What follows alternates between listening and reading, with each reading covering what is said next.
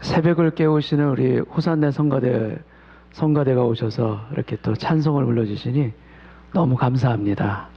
새벽을 깨우셔서 그런지 영성이 느껴지는 찬양이었습니다.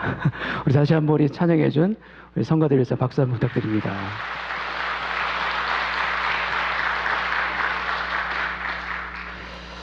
첫예배 같지 않죠? 마음은 많이 떨립니다. 주님 함께 두렵게 떨리는 마음으로 지금 섰습니다. 저는 고등학교 시절에 비가 내리면 우산도 없이 비를 그냥 흠뻑 맞으면서 정처 없이 이렇게 걸었던 적이 있어요. 여러분들 중에 혹시 그러신지 모르겠는데, 제가 이렇게 낭만이 이렇게 있는 사람이 아닌데 그때는 제법 낭만파였어요. 제가 아마도 사춘기였기 때문에 그랬던 것 같기도 한데, 근데 이렇게 목적지 없이 길을 걷다 보면은 제가 편한 길로 가더라고요. 그리고 제가 익숙한 길로 이렇게 자연스럽게 가는 것을 보게 돼요. 근데 그렇게 가다 보면은 전혀 의미 없는 목적지에 결국 다다릅니다. 어떤 의미가 없어요. 근데 만약에 여러분, 목적지가 있는 사람이 길을 걷는다면 어떻게 되겠습니까? 험한 길이 있다 하더라도 피하지 않습니다. 좁은 길이 있다 하더라도 마다하지 않고 그 길을 갈 수 있는 것이에요. 특별히 주님께서 보여주신 표대를 가진 사람, 목적지를 가진 사람은 어떠한 역경과 고난 가운데도 그 길을 가게끔 되겠고요. 그리고 그 길 가운데는 주님께서 주시는 열매와 풍성함이 반드시 있게 될 줄로 믿습니다. 그래서 표대를 향하여 달려가노라 고백했던 그 사도 바울의 고백이 저희 은혜로 교회 가운데도 함께 있기를 원합니다. 그래서 우리 은혜로 교회가 이러한 주님께서 보여주시는 표대를 향하여, 목적지를 향해서 같이 갈 수 있는 그러한 공동체가 되기를 원하고요. 그레이스 웨이, 은혜의 길로, 또 시온의 대로로 우리가 함께 한 마음으로 온 마음 다해 달려갈 수 있는 그런 교회 되기를 축복합니다. 오늘 본문 말씀 요한일서 3장 23절 말씀을 우리 같이 한 목소리로 같이 봉독하도록 하겠습니다. 시작. 그의 계명은 이것이니 곧 그 아들 예수 그리스도의 이름을 믿고 그가 우리에게 주신 계명대로 서로 사랑할 것이니라. 아멘. 그분의 계명, 하나님의 계명은 무엇이냐면 그의 아들 예수 그리스도의 이름을 믿고 서로 사랑하는 것이에요. 여러분, 예수 그리스도의 이름을 믿으라라고 성경을 말하고 있습니다. 예수님을 믿는 것, 예수 그 이름 예수에서 여러분, 예수님을 믿는 것도 당연히 능력과 권세가 있는데 성경은 뭐라고 말씀하냐? 그 이름에 권세가 있다고 말씀하세요. 여러분, 예수 이름에 능력과 권세가 있으면 여러분 믿으십니까? 예, 능력과 권세가 그 이름 가운데 있는 것이에요. 그분 자체가 능력이신데도 불구하고 왜 그 이름의 권세를 주님께서는 허락하시고 주시는가? 사도행전 4장에 보면은 다른 이로서는 구원을 받을 수 없나니 천하 사람 중에 구원을 얻을 만한 다른 이름을 주신 일이 없음이라. 다른 이름이 없습니다. 예수님께서 제자 70명을 둘씩 이렇게 파송하십니다. 복음을 전하라고 파송하십니다. 그때 제자들이 돌아와서 보고합니다. 그때 70인이 기뻐하며 돌아와 이르되 주여, 주의 이름이면 귀신들도 우리에게 항복하더이다.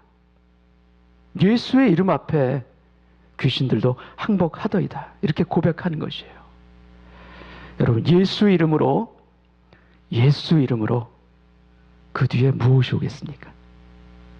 예수 이름으로 복음성가인 그렇죠? 승리를 얻겠네. 예수 이름 뒤에 나오는 모든 것들은요, 우리에게 권세와 은혜와 축복과 하나님의 능력인 줄로 믿습니다. 모든 이름 위에 뛰어난 이름을 주사 모든 이름이 예수의 이름 앞에 무릎 꿇게 하시리라. 주님의 약속이에요. 예수의 이름으로, 또 내 이름으로 무엇이든지 구하라. 그리하면 내가 행하리라.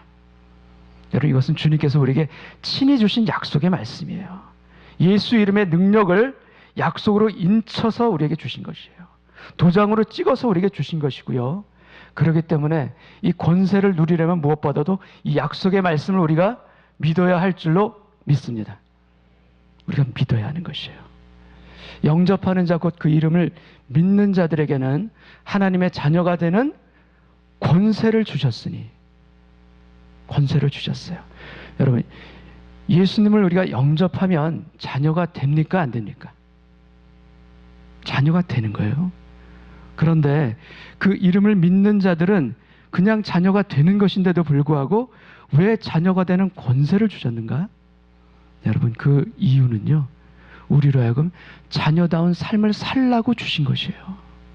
우리가 자녀인데도 불구하고 주님의 아들과 딸로서의 권세를 누리고 살지 못하는 안타까운 일이 없도록 하시기 위해서 권세까지도 덧붙여 주신 것이에요. 신분도 주시고 능력도 허락하신 것이 바로 예수 이름의 권세인 줄로 믿습니다. 권세는 사용해야 능력입니다. 예수 이름의 능력을 사용하고 누리라. 주께서 주신 그 말씀이에요. 예수, 그 이름 예수, 그 하나님의 비밀이신 예수의 이름 안에 생명도 있고 지혜도 있고 소망도 있고 모든 능력과 모든 보화가 다 담겨 있는 줄로 믿습니다. 이 보화를 누리셨으면 좋겠어요. 이 보화 가운데 살기를 원합니다. 예수를 믿으면서도 이 보화를 누리지 못하는 안타까운 일들이 우리에게는 없기를 축원합니다. 새벽 기도를 들으실 때 그 남편의 신발을 가지고 새벽 기도를 들으시는 집사님이 계셨어요. 먼 옛날이 아니라요, 최근에 그레이스 교회 가운데서 있었던 일이에요. 신발을 가지고 남편을 잘 믿지 아니하는 남편을 안타깝게 여기는 그 아내가, 그 집사님이 남편의 신발을 가지고 와서 새벽 기도를 드렸어요. 근데 그 이야기를 듣고 한 자매님이 그 안타까운 마음을 품고서 그 남편을 위해서 기도하기 시작했어요. 그 집사님의 남편을 위해서.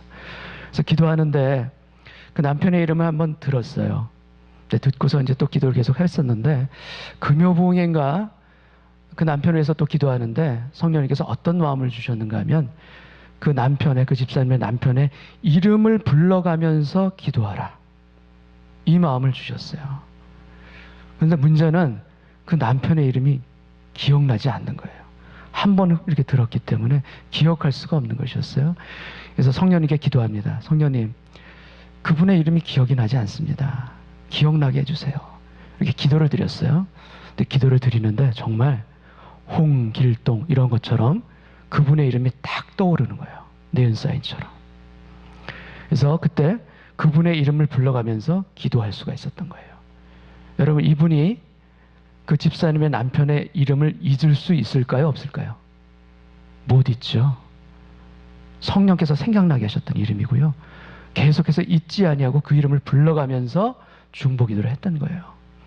근데 언젠가 그 에버그린 봉사할 때인 것 같아요. 주방에서 봉사를 하는데 그 집사님이 계셨어요. 근데 이분이 그 집사님에게 이 이야기를 해드리면 그 집사님이 굉장히 힘을 얻을 것 같다라는 마음을 주님이 주셨어요. 그래서 그 집사님에게 얘기를 합니다. 이렇게 해서 내가 기도를 하는데 성령께서 남편의 이름을 기억나게 하셨다고. 하나님께서 집사님의 남편의 이름을 잊지 않으셨어요. 기억하세요. 이 얘기를 해드리니까 그 집사님이 눈물을 흘리는 거예요. 자기 남편에서 기도했던 그거에 대한 하나님의 응답이잖아요. 여러분, 우리가 주 안에서 모든 것을 발견하실 줄 믿습니다. 낙심에 있을 때에도, 때로는 어두운 낙심과 절망 가운데 우리가 있을 그때에도 우리가 주님께 의지하고 예수 이름의 능력을 우리가 의지하며 나아갈 때 반드시 역사하시리라. 반드시 응답하시리라.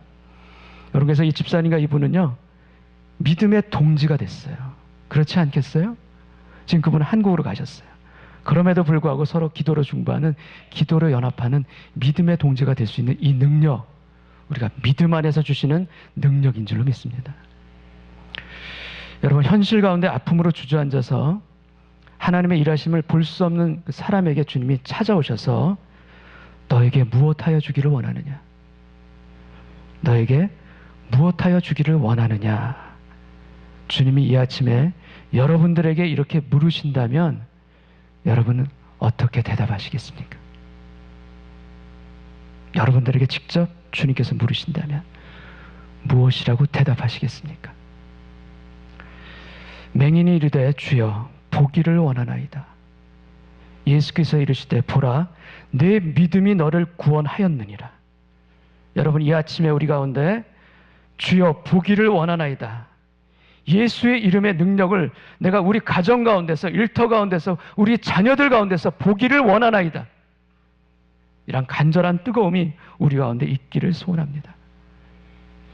서기관들이 예수님께 찾아와서 질문합니다. 가장 큰 계명이 무엇입니까? 질문할 때 예수님께서 대답하시기를, 첫째는 내 마음을 다하고 목숨을 다하고 내 뜻을 다하고 내 힘을 다하여 주 너의 하나님을 사랑하라. 여러분, 마음 더하기, 목숨 더하기, 뜻 더하기, 힘, 이것이 뭡니까? 우리의 전부예요. 우리의 일부분이 아니라 우리의 전부를 다해서 주 너의 하나님을 사랑하라. 두 번째는 내 이웃을 내 몸과 같이 사랑하라. 하나님 사랑, 첫째는 하나님 사랑, 둘째는 이웃 사랑. 이것이 주님께서 주신 가장 큰 계명인 것이에요. 근데 오늘 우리가 읽은 성경을 통해서 보면은 하나님께서 23절을 다시 한번 보겠습니다. 그의 계명은 이것이니 할 때 이 계명은요 단수예요. 하나를 얘기하는 계명을 말씀하고 계세요. 그런데 이 계명은 하나인데 그 계명을 이루는 방법이 두 가지입니다.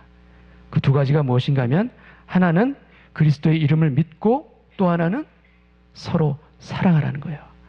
다시 말씀드리면 믿음과 사랑, 이것이 하나님께서 우리에게 주신 계명이에요. 예수의 이름을 믿고 서로 사랑하라. 저는 저희 교회 은혜로교회가 반드시 생명처럼 지켜나가야 할 계명이 무엇인가? 그것은 첫 번째, 예수의 이름을 믿고 서로 진심으로 사랑하는 것이에요. 하나님은 세상 사람들 눈에 보이지 않습니다. 그래서 우리의 사랑과 섬김을 통해 또 우리의 선한 행실을 통해서 세상은 하나님을 보는 것이에요. 너희가 서로 사랑하면 이로써 모든 사람이 너희가 내 제자인 줄 알리라. 요한복음 13장 말씀이에요. 여러분, 우리가 서로 사랑할 때 세상 사람들은 하나님을 보게 될 줄 믿습니다. 하나님을 보게 되고 그 하나님을 증거하고 그 하나님을 전할 수 있는 방법이 무엇인가? 우리의 사랑이에요. 은혜로교를 준비하면서 주님이 주신 마음이 무엇인가 하면요, 앞으로 우리 은혜로교회에 많은 연약한 지체들을 붙여주셔서 그분들이 위로와 회복으로 일어설 것이다 라는 그런 마음을 주셨어요. 그래서 마음이 힘들고 가정이 흔들리는 그런 연약함과 목마름을 가진 지체들을 우리 교회에 붙여주실 것이다 라는 마음을 주신 것이에요. 그런데 그러기 위해서는 먼저 필요한 게 있습니다. 그것이 무엇인가 하면은 먼저 건강한 공동체를 먼저 세우는 것이 중요해요. 먼저 건강한 공동체를 세워서 그것을 통해서 연약한 지체들을 세우고 일으키고 회복시켜 나가는 것이에요.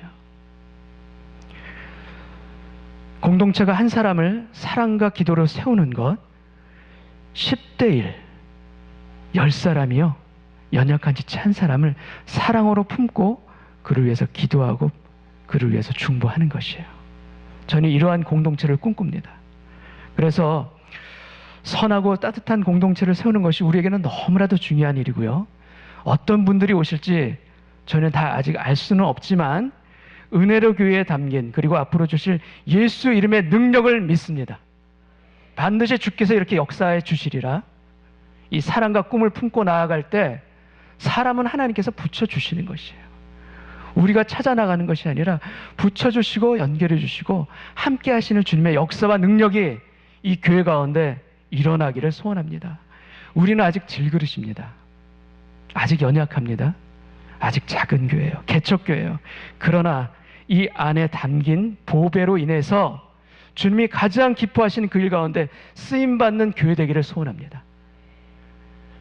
여러분, 우리가 이 보배를 질그릇에 가졌으니 이는 심히 큰 능력이 우리에게 있지 아니합니다. 하나님께 있고 우리에게 있지 아니함을 알게 하려 함이라. 이 말씀이 우리 가운데 새겨지는 말씀 되기를 소원합니다. 24절 말씀 우리가 한 목소리로 같이 한번 봉독하겠습니다. 시작.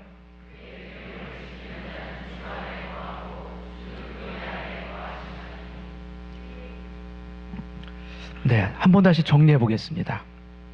첫 번째는 하나님께서 우리에게 주신 계명은 뭐냐면 예수의 이름을 믿고 서로 사랑하는 것입니다.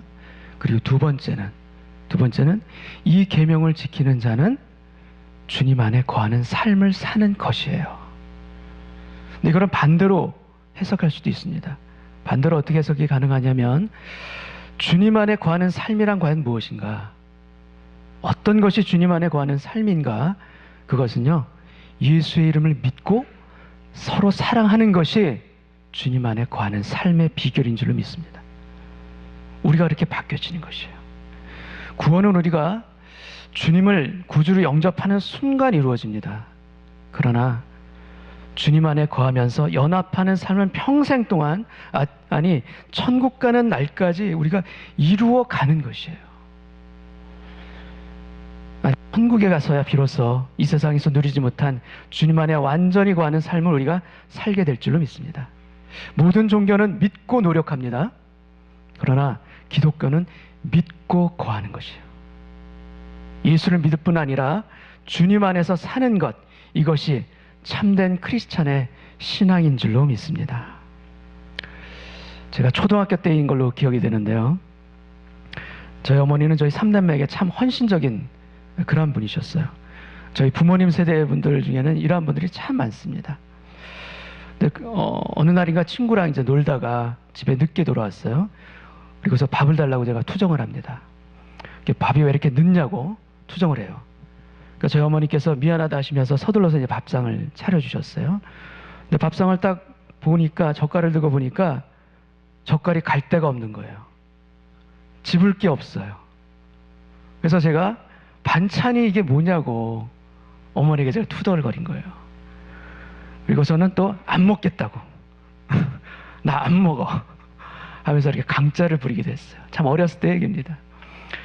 근데 그러면 또 저희 어머니는 또 미안하다고 하시면서 내일 맛있는 거 많이 만들어 줄 테니까 오늘은 이건 먹어, 이렇게 얘기하는 거예요. 제가 입이 이만큼 튀어나왔죠. 입이 이만큼 튀어나온 채로 제가 밥을 먹습니다. 근데 밥을 먹다가 엄마는 안 먹어? 그래서 어머니께서 뭐라고 말씀하시냐면 이미 먹었어. 너나 많이 먹어. 옆에서 미소를 띤 채 저를 쳐다보시면서 이렇게 앉아 계셨어요. 근데 그때는 제가 몰랐어요. 저희 어머니께서 장사하시느라고 점심도 걸으시고 또 밤늦게 들어오셔서 피곤한 마음 이끌고 집에 들어오셔가지고 아직 저녁도 드시지 못했다는 것을 그때는 몰랐어요. 이미 먹었어. 너나 많이 먹어. 여러분, 우리가 한이 없는 은혜를 받으면서도 감사를 모를 때가 참 많습니다. 그러나 하나님을 알면 알수록, 더 깊이 있게 하나님과 관계하면 할수록 우리는 불평할 수가 없어요. 불만을 가질 수가 없어요. 그저 드릴 것은 하나님께 감사밖에 없는 것입니다. 개척교회를 준비하면서 없는 것들보다 주신 것들이 100배나 더 많다는 것을 고백합니다. 너무나 많아요. 주님께서 주신 것이 너무나도 풍성해요. 여러분, 이것이 제가 개척교회를 준비하면서 진심으로 주님께 드리는 감사의 고백이에요. 그리고 은혜로 교회를 준비하면서 정말로 깨달은 것 중에 하나는 뭐냐면, 교회는 주님께서 직접 세워나가신다는 이 진리를 새삼 다시 깨달았습니다. 주님께서 직접 교회를 세워나가시는 거예요. 주님의 뜻을 분별하고 따르고자 애를 쓸 때 그분이 하시는 일들을 조금씩 보게 되고요. 또 주님의 가라는 길들을 따라서 갈 때 주님의 그 마음들이 조금씩 더 분명하게 보여져서 저는 하는 일이 없어요. 오직 주님께서 저를 참여시켜 주셔서 이 개척하는 이 일 가운데 세워주신 것이고, 저는 그냥 그 세워주심의 은혜 가운데 이 자리에 서 있는 것이에요. 여러분, 첫 예배를 드리면서 이러한 감사의 마음으로 지금 주님 앞에 첫 예배를 드리고 있습니다. 개척교회 시작할 때 주님이 주신 마음들이 있었습니다. 그래서 무조건 우리는 기도하자. 나머지는 주님께서 채워주신다. 주님께서 친히 일하신다. 물론 저희가 할 일까지도 모두 다 주님께 맡겨드리는 기도를 드린다, 이런 의미가 아닙니다. 주님께 기도하고 주님께 맡겨드리는 것이 마땅하다라는 마음을 저에게 주셨어요. 그래서 그렇게 일하시는 주님께 아내와 밤마다 기도하면서 눈물을 흘렸던 그런 기억이 납니다. 여러분, 지금 첫 예배를 드립니다. 그런데 첫 예배를 지금 드리면서요, 주님을 알면 알수록 너무나 좋으신 분이에요. 너무나 좋으신 분이 우리 주님이세요. 이 좋으신 주님을 우리 모두가 다 느끼고 취하셨으면 좋겠어요. 내 인생의 주님이 얼마나 선하신 분이신지, 내 인생의 주님이 얼마나 사랑을 부어 나를 품어주시고 인도해 주시는 목자이신지를 우리가 예배를 통해서, 삶을 통해서 증거하며 드러내는 그런 인생을 살았으면 참 좋겠어요. 예배를 드리면서 주님이 찾아오시는 임재, 너무나도 중요합니다. 그러나 이 임재를 넘어서 인격적인 주님과의 동행까지 우리가 나아가기를 소원합니다. 일상 가운데서, 삶 가운데서 주님과 함께 걸어가는 체험들이 늘 있으시기를 축복합니다. 매일 이것을 누리시는 것이에요. 매일 누리시고, 주님이 지금 내 옆에 지금 계시다는 것을 믿고 선포하고 사는 것, 이러한 믿음이 우리 가운데 있기를 축복합니다. 여러분, 이러한 삶들이 자연스러워지는 것이 우리 신앙의 성숙의 길인 줄로 또한 믿습니다.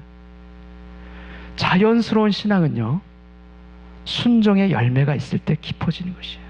그냥 깊어지는 것이 아니라 순종을 통해서 자연스러운 신앙이 깊어지고, 또 순종의 열매는 고난 가운데서 맺히게 되는 것을 고백합니다. 그냥 맺히는 것이 아니라 고난 가운데 있을 때 맺히는 것이에요. 우리가 때로는 영적인 정상을 경험할 때가 있습니다. 그곳에서 주님과 하나님과 깊은 체험을 하게 되고 영적으로 높은 경지를 경험해요. 그런데 여러분, 보통 열매는 어디에서 열립니까? 열매는 산 꼭대기에서 열리는 것이 아니라 계곡에서 열리죠.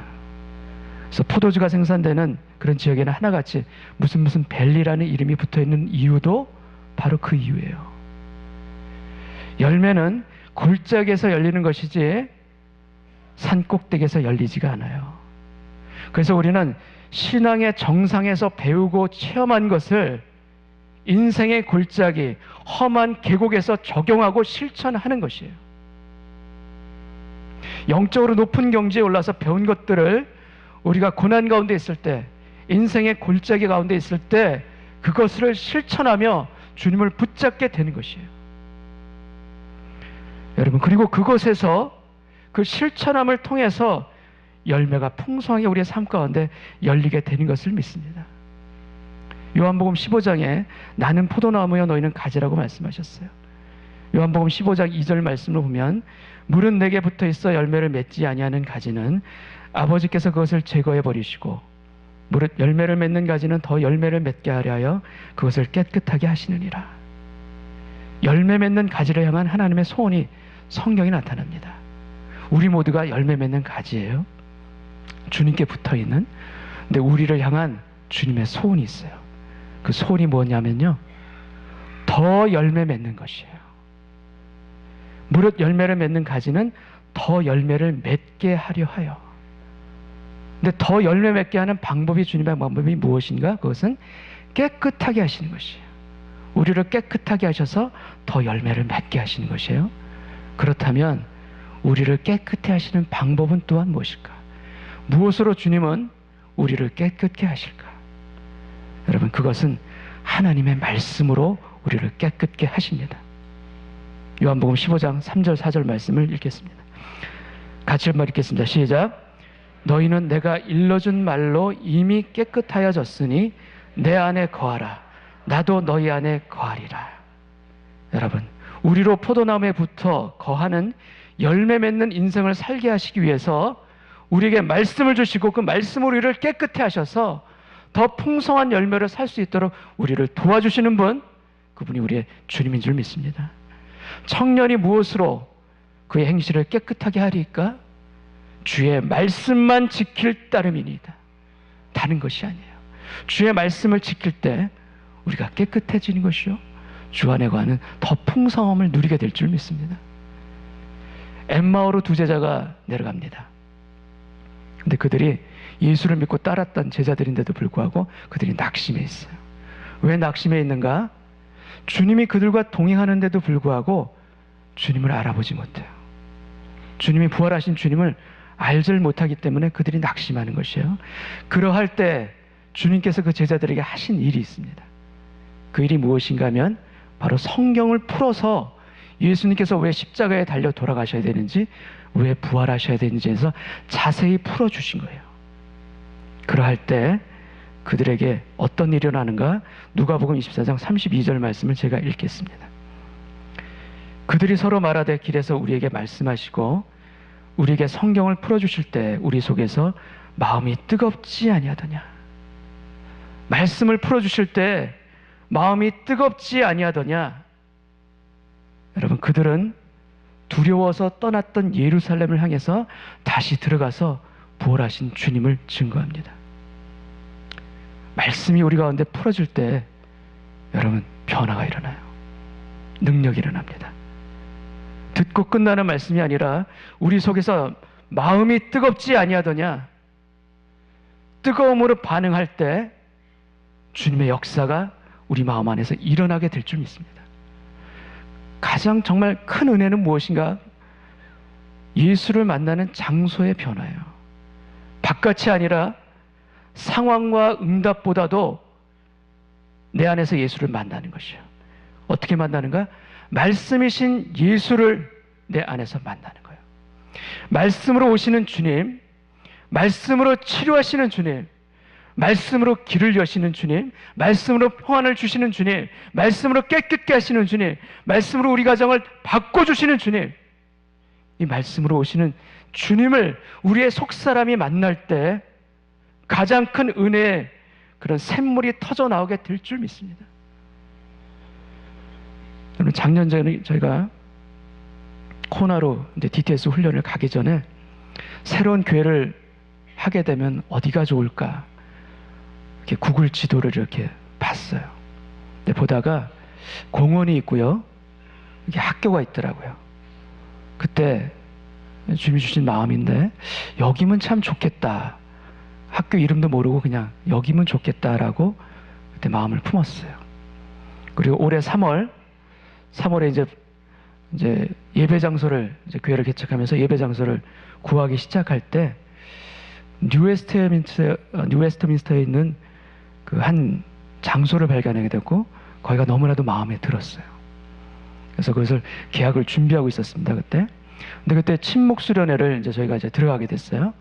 근데 그 침묵 수련회에 많은 목사님들이 오셨기 때문에 침묵을 못하고 침묵 수련회가 돼서 많은 침묵을 나누다가 이제 권면의 말씀도 듣고 이렇게 대화를 나누게 됐는데, 그때 목사님 중에 목사님이 말씀하시기를 그때 또 어떤 일이 일어났냐면은 저희가 계약하려던 그 리얼터 쪽에서 빨리 계약하지 않으면 안 된다는 거예요.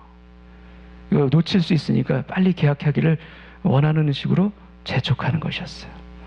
근데 목사님 뭐라고 권면해 주셨냐면은 하나님께서 하시는 방법은 그렇게 몰아쳐서 하는 것이 아니다.